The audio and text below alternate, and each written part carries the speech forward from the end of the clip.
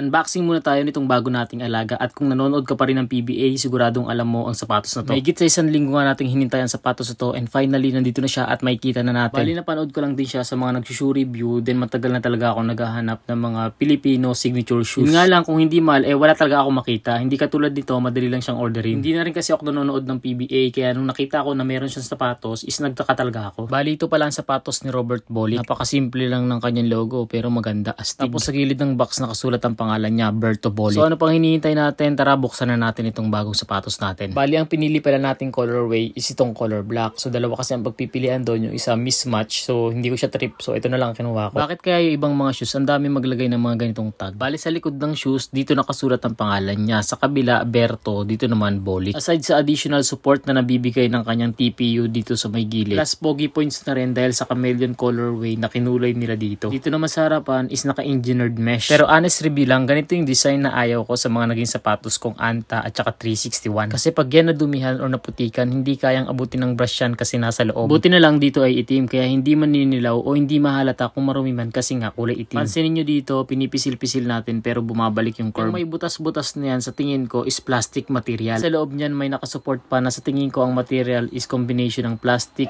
foam at saka fabric. Maganda rin ang idea nila na naglagay sila ng anti-slippage material dito sa may heel part. At kung hahawakan mo siya, ang texture niya is magaspang. Dito naman sa tang, yung logo ng Peak tsaka yung logo ni Bolick, yan na nagpapalitan siya depende sa angulo. Then ang kanyang outsole is parang sa translucent, so malambot siya. Kaya tingin ko hindi siya advisable pang outdoor kasi madali itong mapudpod. Pero sa tingin at pakiramdam ko palang alam na alam ko na makapit itong sapatos na to. Then itong part na to is plastic.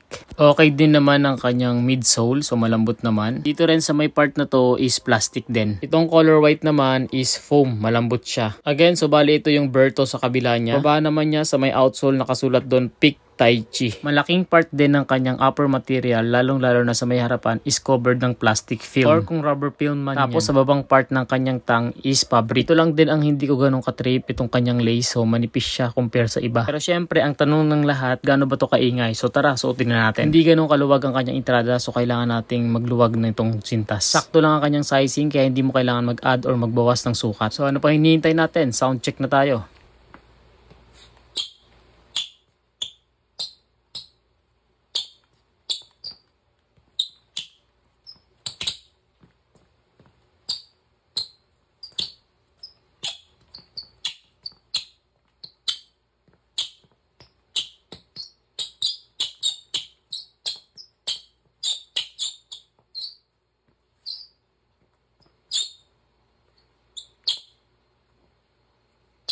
Dito naman tinatry kong isidsidan pa ako pero ayaw kasi ang kapit niya talaga. Hindi ko pa nagagamit sa laro itong sapatos ito pero para sa akin maganda to. Sa materials, check. Sa fittings niya, check din sa akin. Traction niya, good na goods, talagang napakalakas ng tunog, napaka-squeaky. Sa price naman niya, kung SRP mo siya makukuha, okay na rin. Pero pwede mo pa siyang makuha ng mas mababa doon. Nasa Yellow Basket.